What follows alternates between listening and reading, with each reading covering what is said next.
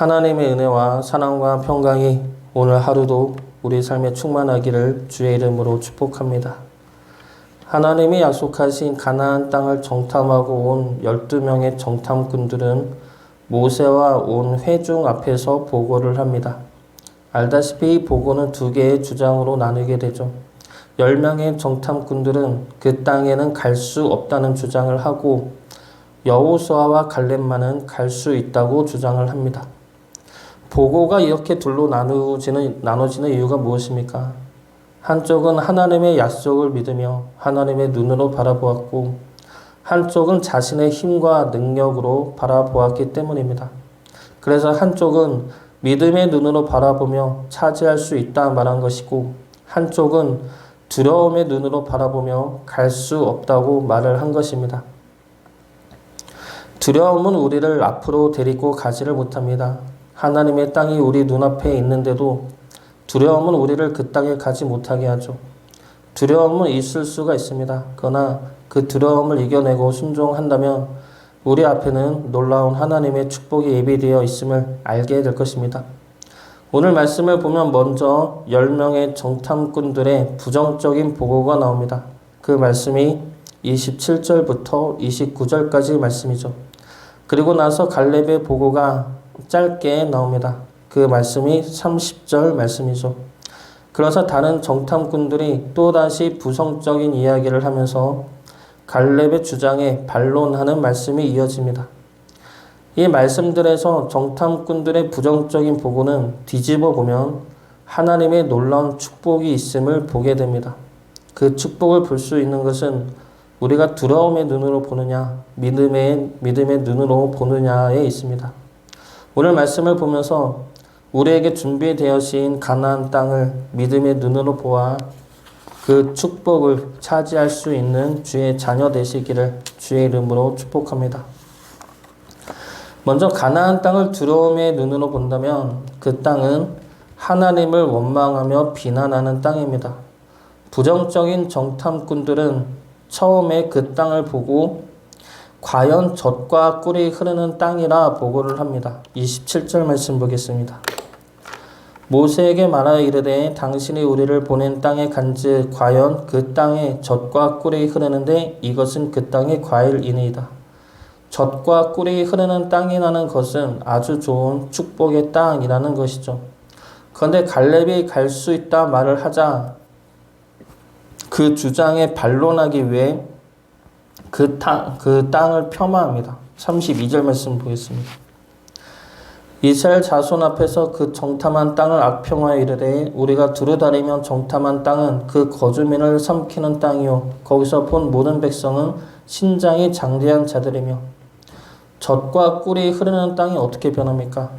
악평해야 하는 땅이고 거주민을 삼키는 땅이라 말합니다. 거주민을 삼키는 땅이라 함은 그 땅이 너무 좋아서 많은 민족들에게 침략을 당하는 땅이 될 것이라는 이야기입니다. 맞는 말이죠. 가나안 땅은 많은 민족들의 침략과 지배를 받았던 땅입니다. 애굽과 아수르와 바벨론과 페르시아라는 강대국 사이에 있는 땅으로 그들이 전쟁을 할 때 항상 지나가야 하는 땅이 이 가나안 땅입니다. 그래서 거주민을 삼키는 땅이라 하는 것은 어느 정도 맞는 말입니다. 그러나 처음에는 무엇이라 말하였습니까? 젖과 꿀이 흐르는 땅이라 했습니다. 그런데 젖과 꿀이 흐르는 땅을 왜 이렇게 악평하며 깎아내립니까? 그 땅에 가기가 두려우니까 그 땅을 악평하고 깎아내리는 것이죠. 그러면서 부정적인 면을 더 부각시키는 겁니다. 이들의 눈은 자신의 눈으로 바라본 것입니다. 자신의 힘으로 그 땅을 바라보면 그 땅을 차지할 수가 없고 자신의 힘으로 지킬 자신도 없습니다. 그래서 두려운 것이죠. 그러면서 그 땅을 부정적으로 차지할 수도 없으며 지킬 수도 없는 땅이라 이야기하는 겁니다. 그런데 이들의 이러한 주장은 하나님을 향한 비난이죠. 하나님이 주신다는 땅이 이렇게 안 좋고 하나님이 주신다는 땅이 결국에는 우리를 삼키는 그래서 우리를 죽이는 땅이라 말을 하고 있는 겁니다. 하나님에 대한 원망과 비난이죠. 그러나 이것을 믿음의 눈으로 보면 어떻게 됩니까? 하나님이 약속하신 젖과 꿀이 흐르는 땅입니다. 축복의 땅이죠. 이스라엘 백성들의 힘으로 차지할 수 없는 큰 축복의 땅입니다. 그 땅을 주신다는 것이죠. 그리고 무엇이라 말씀하십니까? 너희가 나를 섬기면 모든 대적들을 쫓아내 주신다고 말씀하십니다.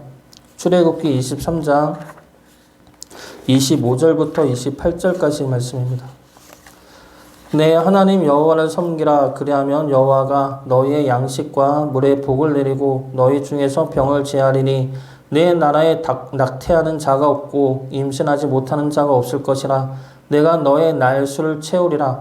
내가 내 위엄을 내 앞서 보내어 내가 이를 곳에 모든 백성을 물리치고 내 모든 원수들이 내게 등을 돌려 도망하게 할 것이며 내가 왕벌을 내 앞에 보내리니 그 벌이 히위 족속과 가나안 족속과 헷 족속을 내 앞에서 쫓아내리라. 두려움의 눈으로 본다면 그 땅은 우리를 삼키게 하는, 우리를 죽게 하는 땅이지만 믿음의 눈으로 본다면 그 땅은 우리를 향한 하나님의 축복의 땅입니다. 그 땅에서 하나님만 잘 섬기면 하나님이 지켜주시고 보호해 주시는 거룩한 땅입니다. 두려움의 눈으로 바라보면서 하나님을 원망하지 마시고 믿음의 눈으로 하나님의 축복의 땅을 바라보시고 취할 수 있는 주의 자녀 되시기를 주의 이름으로 축복합니다. 두 번째로 두려움의 눈으로 본다면 그 땅의 사람들은 거인들입니다. 이 보고도 처음의 보고와 갈렙의 보고 이후의 보고가 다릅니다. 자기 주장을 관철시키기 위해 과장된 보고를 하고 있는 것이죠. 처음의 보고는 아낙 자손을 보았다고 말합니다. 모든 백성이 아낙 자손이 아니라 그 땅 거주민 중에 아낙 자손이 있다는 것이죠. 아낙 자손은 거인을 이야기합니다. 그런데 32절 말씀을 보면 모든 백성이 장대하다고 이야기합니다. 그러면서 33절 말씀에 가면 더 과장이 이어지죠. 아낙 자손은 네피림의 후손이라는 겁니다. 네피림은 하나님의 아들들과 사람의 딸들이 결혼하여 생긴 후손들인데 거인, 용사라는 뜻을 가지고 있습니다. 그런데 아낙 자손 앞에 네피림의 후손이라는 단어를 붙임으로 그들의 강함을 더 크게 설명하고 있는 것이죠. 두려움의 눈은 자신의 눈으로 바라볼 때 생기는 것이라 하였습니다. 자신의 힘과 능력으로 그들을 보면 두려울 수밖에 없죠. 그들은 크고 장대한데 우리가 어떻게 이길 수가 있겠습니까? 그러나 믿음의 눈으로 보면 어떻습니까? 믿음의 눈은 하나님의 약속과 말씀에 의지하여 보는 눈입니다. 그 눈으로 그들을 보면 그들이 강하면 강할수록 더 크고 강하신 하나님의 능력이 나타나는 것입니다.